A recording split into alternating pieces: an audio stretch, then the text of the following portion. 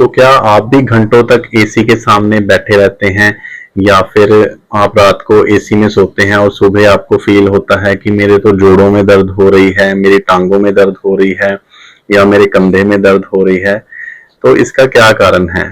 तो आज इस वीडियो में मैं डॉक्टर गुणविंदर सिंह इसी बारे में आपके साथ मैं डिस्कस करूंगा कि आखिर ये प्रॉब्लम क्यों होती है।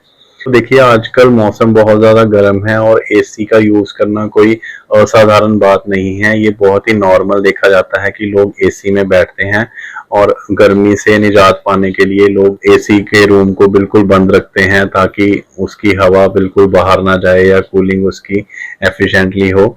तो कई बार हमें इस चीज़ का ध्यान नहीं रहता कि हम कितने घंटे से कितने टाइम से एक ही जगह पर बैठे हुए हैं और एसी की डायरेक्ट हवा कई बार हमारी बॉडी पे पड़ रही होती है। तो ऐसे लोग जो रात को एसी में सोते हैं और बिल्कुल ही सीधी उनके सामने डायरेक्ट हवा उनकी बॉडी पे पड़ रही होती है, उनको एसी की वजह से कुछ लोगों को बहुत ही ज़्यादा प्रॉब्लम हो जाती है। तो ऐसा क्यों होता है? ऐसा नहीं है कि आप एसी का यूज़ करना बंद कर दें, लेकिन उसमें कुछ सावधानियां बरतने की ज़रूरत है।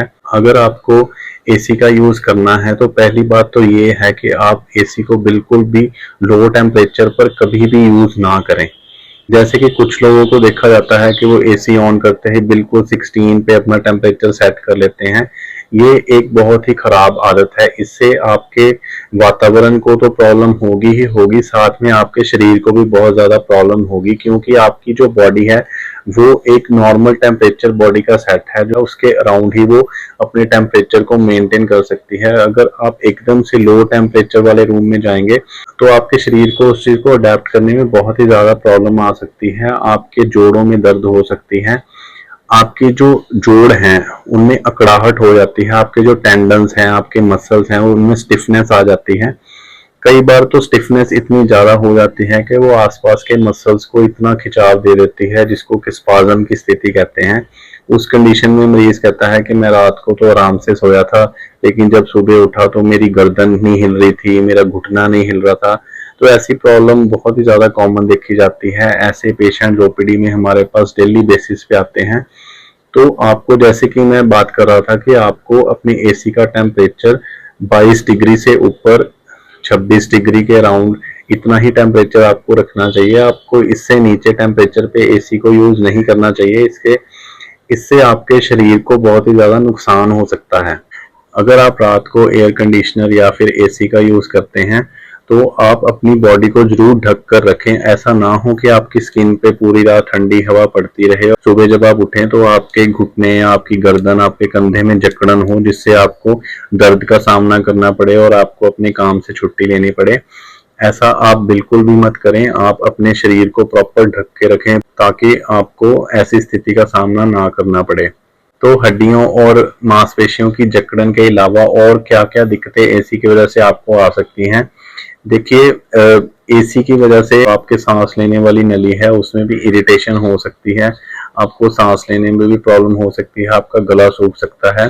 एसी जो है ये डिहाइड्रेट भी करता है आपकी बॉडी को। कई बार आपने देखा होगा ज्यादा देर तक एसी में सोने से आपको रात में काफी बार प्यास लगती है। आप ठंडा कमरा होने के बावजूद भी आप उठ कर बार बार पानी पीने के लिए प्यास की वजह से आप उठते हैं। तो ये आपको अल्टीमेटली डिहाइड्रेट करता है। ऊपर से जब आप खिड़कियां भी बिल्कुल बंद कर लेते हैं तो बाहर का जो मॉइस्चर है वो भी रूम में नहीं आ पाता और अंदर का जो मॉइस्चर है वो एसी बिल्कुल ही कम कर देता है।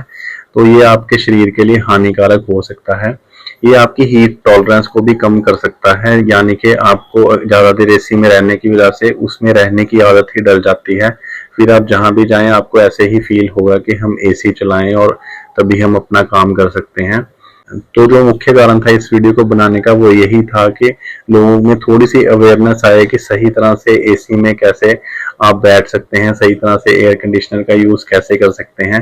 तो मुझे उम्मीद है कि जो मैंने आपको बातें बताई हैं वो आप आगे से जरूर ध्यान रखेंगे। आप डायरेक्ट एसी में नहीं बैठेंगे और डायरेक्ट आप रूम में आते ही 16 डिग्री पे आप अपने एसी को नहीं सेट करेंगे और इससे आप अपने वातावरण को भी बचा सकते हैं।